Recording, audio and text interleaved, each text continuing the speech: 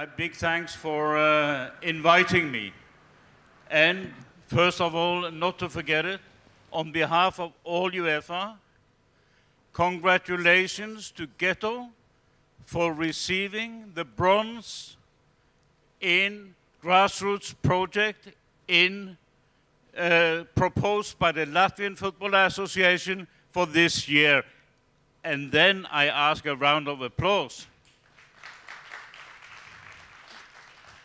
This is great, and it gives me a great entrance to the speech and underlining that I do believe firmly that we need organized sport, organized like in associations, sport by sport and so on, but we do need the unorganized, spontaneous game for those not, for some reason, wanting to enter the organized game.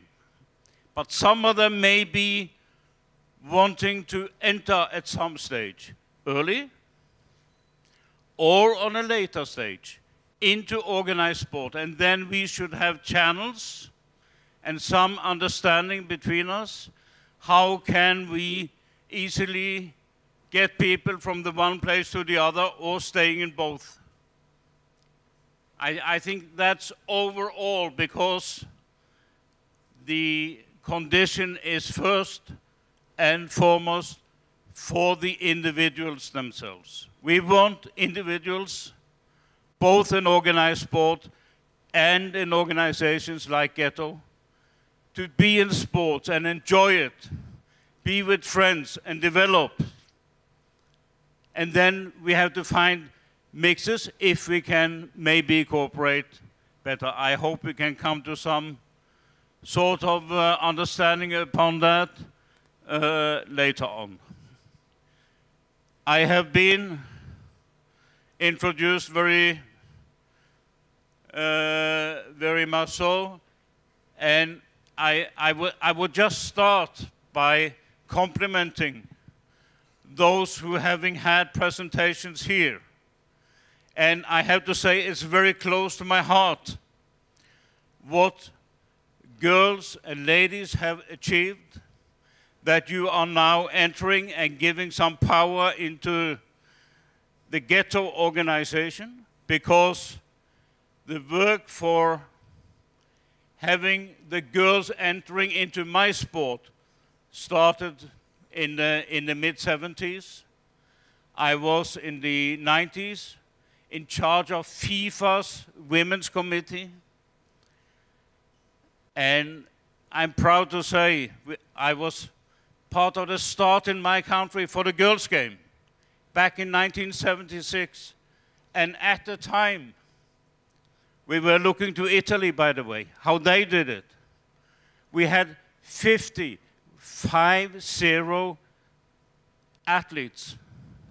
And this year, we had 112,000. 112,000 girls playing football. And I think that shows if the girls want it, and if the rest of the community, the rest of the game, the organizations and so on, are supporting this, then we can achieve something together. And I think also this is the way, if we support the spontaneous game, the different game, like you are representing somehow now, if we support that, we can get even more people into the sports family somehow. And that should be an overall ambition for the two of us. I would just like to say that in 1991, the Soviet Union was dissolved, as you know.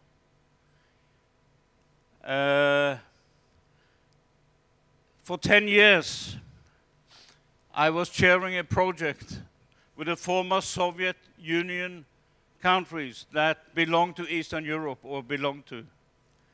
So I'm extremely happy to be back in Latvia, which was one of the countries. And I have spent many good stays here together with the Football Association and some of your politicians in the times that have gone since then. Okay. What are we seeking? We are seeking opportunities and challenges for everybody. Everybody. And just let me explain to you what is grassroots football in our terms. That means UEFA body terms. Well, we have a few professionals on the top, and the rest is grassroots. It's down there. It goes up to elite youth. It's something about professionals.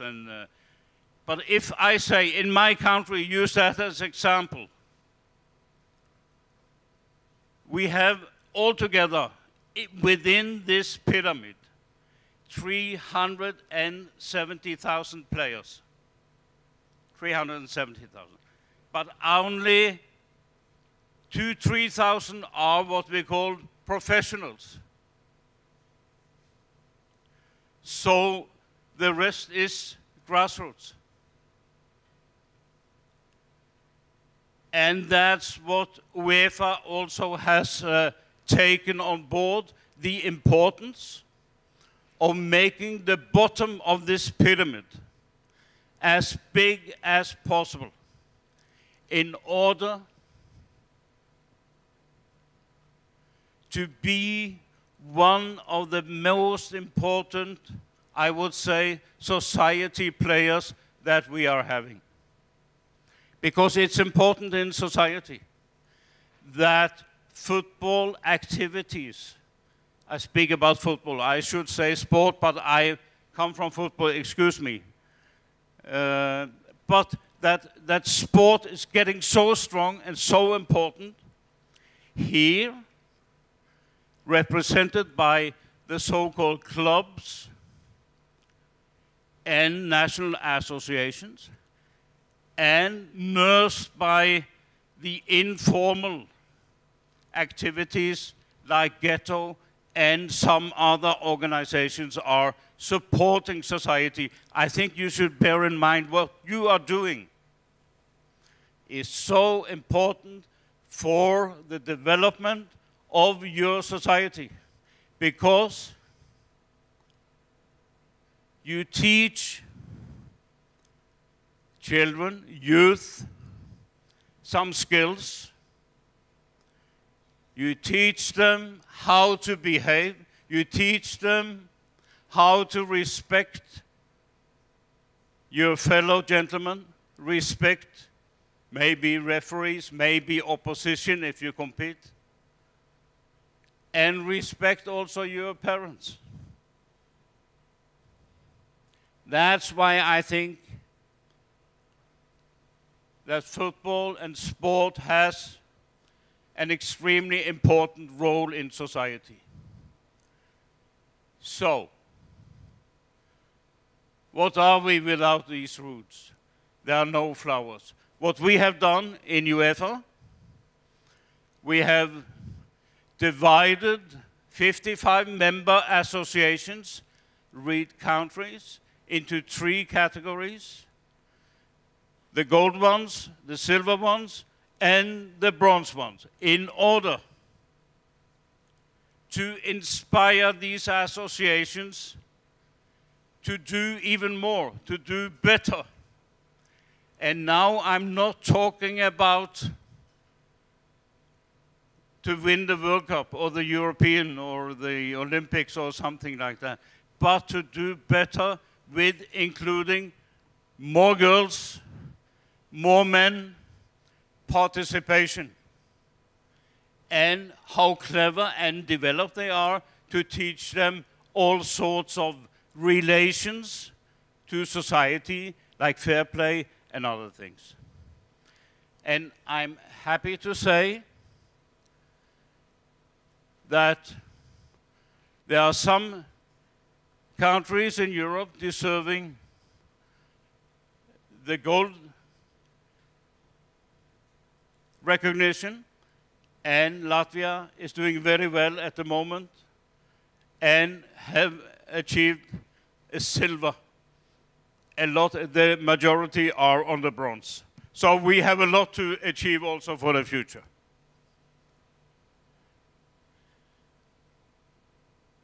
Everybody should be welcome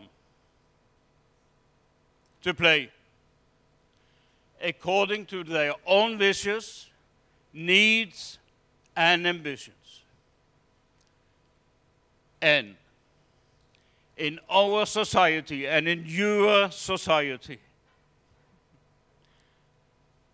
there's no discrimination based on race, religion, gender, disability, or sexuality. We are, and we should be also for the future, a free zone together everybody, and having fun and develop ourselves within that framework. So, look at some of our values for children. We are, as I said, we have absolutely now equal treatment for the entering for boys and girls. It's not the same with the professionals and so on, but that's coming. My dear friends, in the world, 30 million ladies are playing football. 30 million. And only in the United States, there's 7.5 million girls playing soccer. 7.5 million. In Europe, we have around 3 million girls playing. And it's moving like this, thanks to development now in the old, strong men's bastions like Spain, France, England, Ireland, Scotland, Holland. The national team games in Holland are sold out lately in 5 or 6 minutes. It's sellout. It's been so for 2 years now. And I guess we will see something similar in the World Cup in France for ladies coming up this year. It must be open for all. Everybody should be welcome into our game and in your game. No discrimination, as I said, for us, for the kids. We have learned through experience, and also bad experience, that the game should be non-competitive. It should be fun until they are 13, 14 or something like that. But in the very bottom game, it should be equal treatment. That means that the kids should participate, let's say, in a game of 5v5 with equal number of minutes. Equal number of minutes in playing time. Don't forget that the kids, they have a sense of justice which is extremely developed. And if they are not allowed to that treatment, they will leave the game, and we don't want that.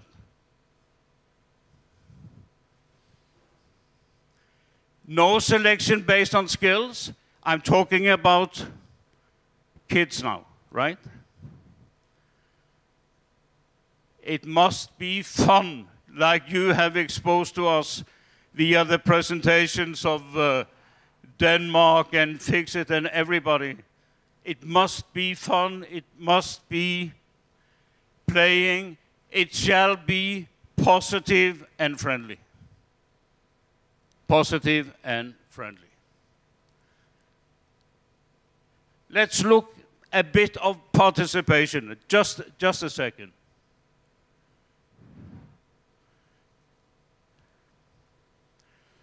Why are children starting to play football,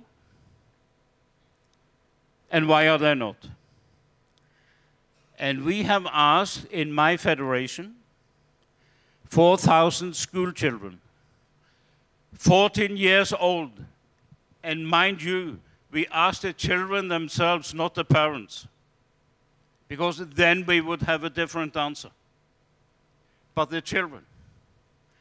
And the overall motive for entering football, and I'm sure it goes for all team sports. I don't know so much about individual sports, but for all team sports, they want to be with friends. And that's why we have to create a game and training sessions and playing formats and leagues and festivals and whatever have it that can encourage friendship. And that means something in addition to the game itself. And it means something like for coach education and so on, to keep it positive. Last year, we had a big conference in England. We asked 4,000 kids. In England, they asked 20,000 kids. Same question. And I promise you, we had the same answer. Also in England. So, listen to the kids, not to the parents, who are there in many occasions to realize their own ambitions, which they never achieved themselves when they were 13 years old. They want to win by any price.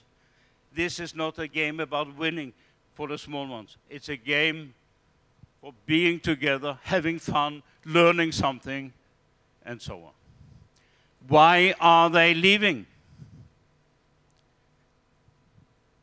To put it simple, if a person is put on the substitute bench, he or she would leave after some time. Right?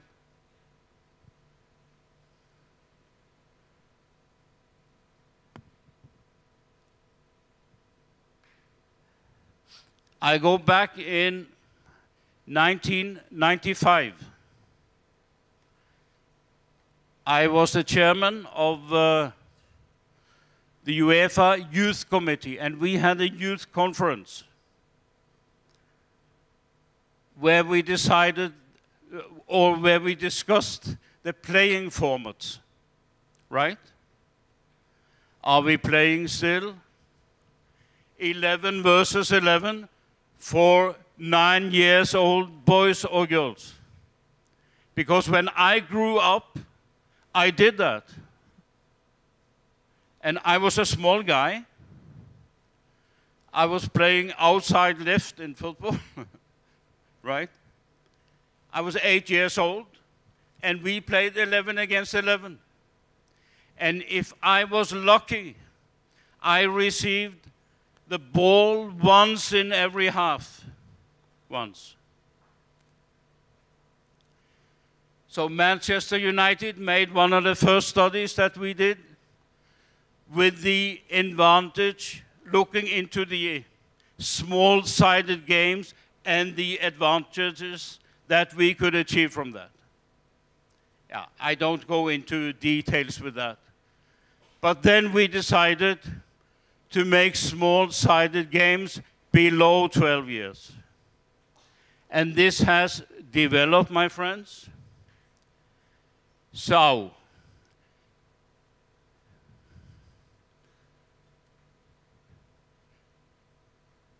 like Ghetto,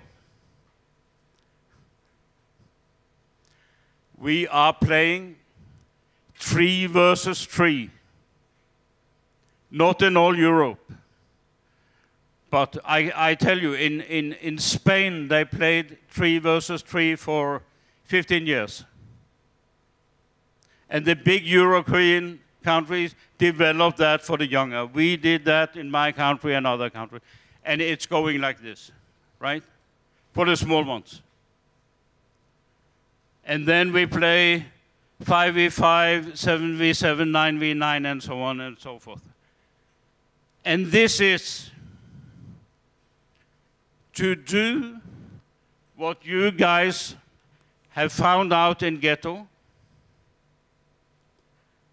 to increase the fun, the satisfaction, the building of confidentiality, the building of self-esteem. When you are playing a small-sided game and you touch the ball and you are involved all the time, right? That's about it. Let's nurture that. Let's develop that further. And this is now also the guiding lines from UEFA. I'm not so fixed about this. You know, one of the best countries in Europe, Belgium, they are playing 2 versus 2. Or 1 versus 1. 1v1 and 2v2 is the basis of so-called players' development in Belgium as such. And they are in the highest ranking now in the FIFA ranking for the men's team. And they have done so for years. So I don't exclude that we are coming also to 2v2 in our context a bit later. So these are the formats that we normally recommend them to do.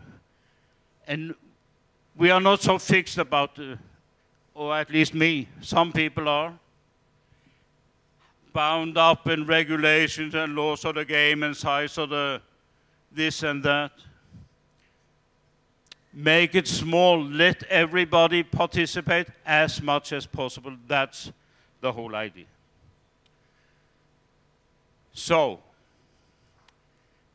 this is the area that myself and the football associations are working now, in addition to the core development of players. That's our relation to governments, to the health issue, to the inclusion issue, the public school, to have a strong position within the public schools, and also with fair play. I share with you this. I developed this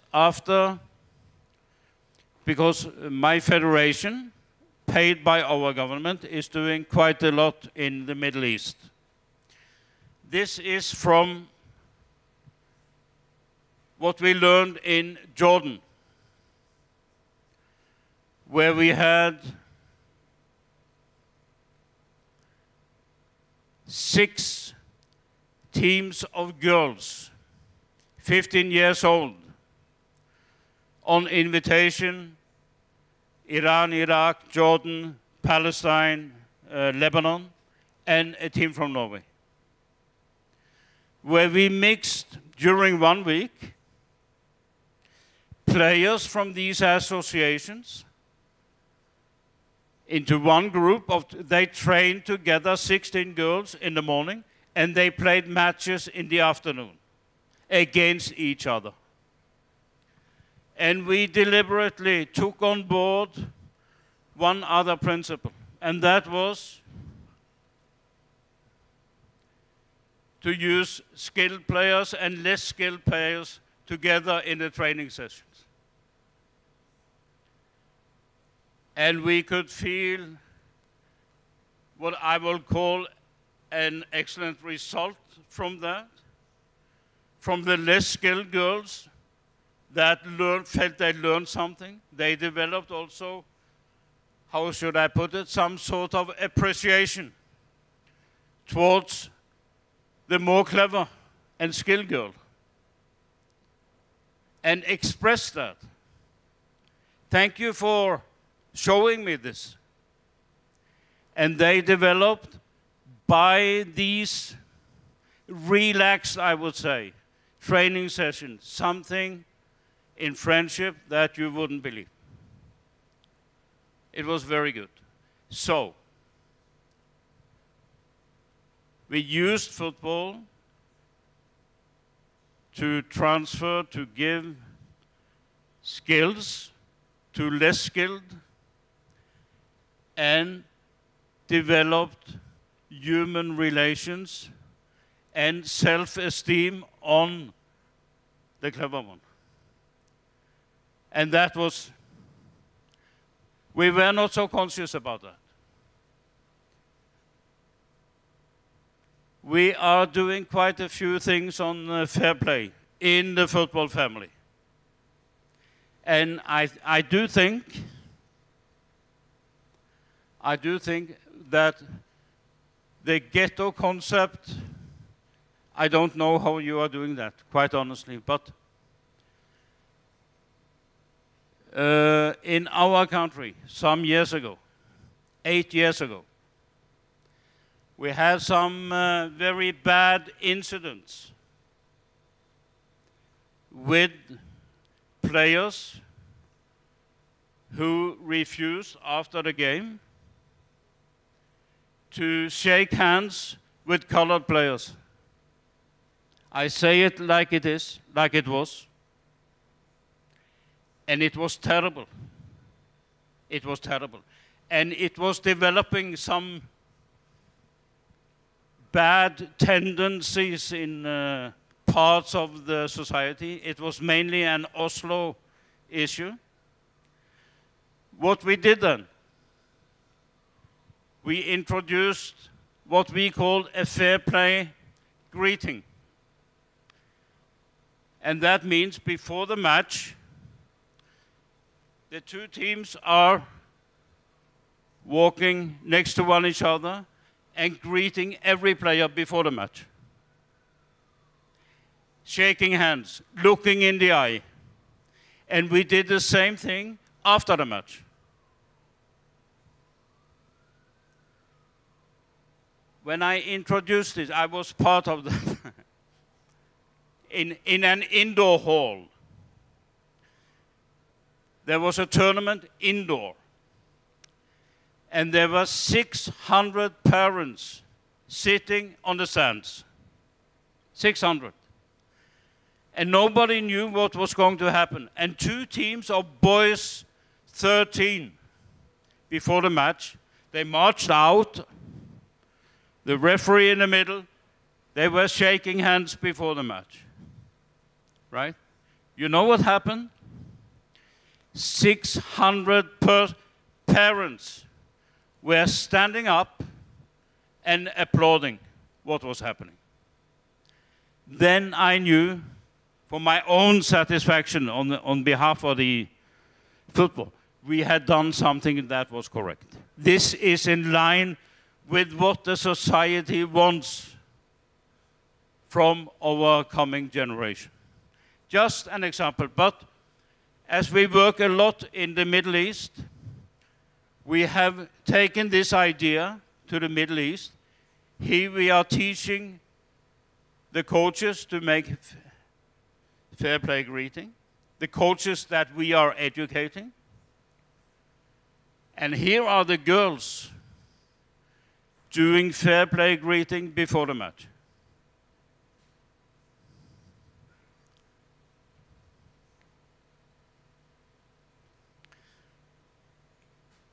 In UEFA, we are trying to cope with developments in Europe in terms of migration, inclusion of refugees in different countries, and we maybe are having the best tool of integration in our hands, and that's football. That's football. And we have a solid, clear obligation to take care of those settling in new countries with difficulties. And we have had some conferences throughout Europe only regarding this, and I have to say, a country like Germany is doing a fantastic job here. So is Republic of Ireland, and so are many other countries. This is what we are talking about. Before I close, or if you want me to wait a bit until you ask me, or we can leave it open. Because I think we should use the opportunity to say some words about how can we cooperate further? How can we develop things together? I'm now speaking in terms of UEFA and your National Football Association or Basketball Association or whatever. Because I do think that together we can be even stronger. Thank you very much for listening. Thank you very much. Thank you, Per. A lot of, I bet, a lot of thoughts that you gave today.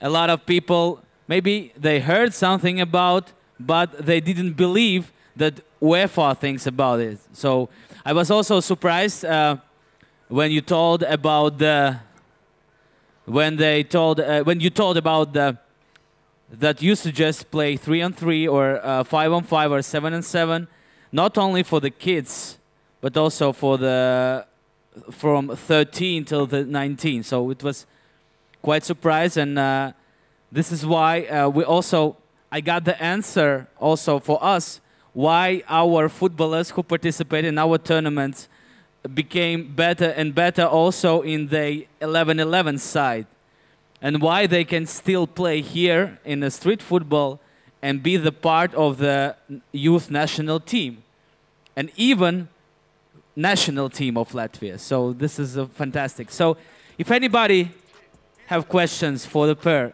yeah, where is the mic? Yeah. It was really great to hear your speech. Fantastic. And in particular about how to work with the younger kids to give them more playtime and so on. But I guess the other issue is if you have any thoughts or strategies for when you reach 14, 15 and you don't get picked, because that's another area where there currently perhaps isn't an alternative to, unless you get pro, where do you go, you know?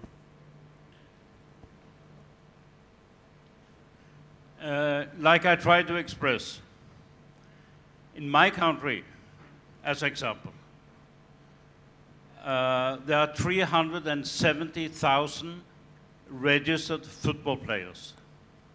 And if you say 3, 4, 5,000 of them are professionals or semi-professional, it leaves out 365,000. Yeah. What we are trying, and what UEFA is trying to do, is to say, okay, we have this club here has a talented team for 14 years old boys. Let's use that example. Okay, to become good, to become professionals, they have to train 4 or 5 times a week.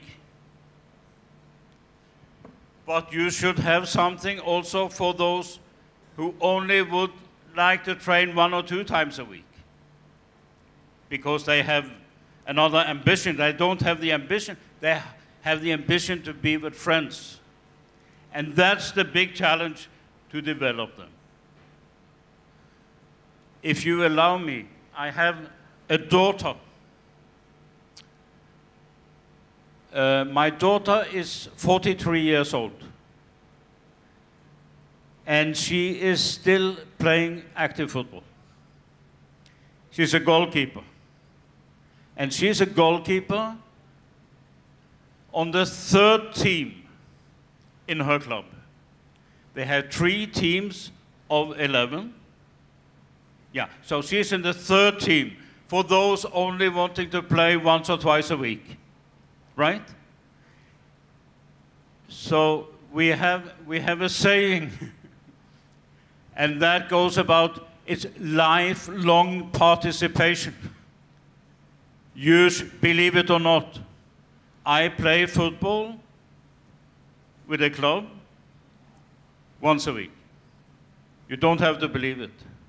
But I'm missing training now. They just had training at 11 o'clock this morning. And they now they are in the shower, and in 10 minutes, they have a joint lunch. Yeah. Okay. The 2 oldest guys are 83 and 84 who are participating. So, I see like your game. I said, you can help getting those people who want to develop as a player from the spontaneous game into an organized club. But you can also do something with retention. Because unfortunately, we have a lot of boys and girls leaving the game at 14, 15, 16, and you know. But if we can develop activity forms which is appealing to them, we can help out retention also. And we can have ages up to 85 doing sports, organized or not organized. And it's also a question what you are nurturing. I mentioned the club of my daughter. You wouldn't believe how many football teams this club has. They have 149 football teams. 149. And 47 of them are for girls. 47 of the, yeah. But they are the most important institution in their local society, right? Where we live, because it's all local. It's not people coming from all over the city, it's local. Sorry for speaking so long. No. This is why we are here, just to listen for you. So, I answer? Yeah, that's it. Thank you very much. Another questions? Do any also have questions? I want to note that when he speaks about the teams and counts that in Norway there are more than 300,000. Norway is just 5 million people country. Remind that. 5 million people. And 300,000 footballers. Okay. I know you are looking for a collaboration and finding solutions. So what do you think can be a way to work? Because you have been involved in so many different levels in this sport. So if you have like some guidelines, maybe we can start sharing and talking about that. I don't have any guidelines or recipes, but I can only say, sit down and find out what do you have in common, and find some solution without killing each other. Cooperate to get more people involved. But there's one issue that we should move together, and that's the following. some years ago, it's quite some years ago, early 90s, something was developed which was called mini pitches. Mini pitches. And mini pitches are developed. They are 13 times 24 meters or so. They are developed so you can put them in a local place. We preferably have done that outside schools to make kids who don't want to participate, organize, to play there. You can play football, you can play handball, you can play basketball, you can play land hockey, floorball, whatever you have. In my country, in the capital, many of them are freezing during winter, and they are arenas for ice hockey and a game called bandy. Right? Very simple. Very simple. The father can go out and do the watering and make the hockey field. It's just like that. I had a discussion with my good colleague from the Latvian FA and some of you yesterday, going through this history. If we could do this together with the local governments and make them put up, for instance, mini pitches around the country, that could be an issue that we could work together on. Because I promise you, they are full before school, between classes, after school, until late night. And as I said, you can do everything. Maybe this is a way to start. Maybe. Thank you very much. So, once again, make some noise for Per.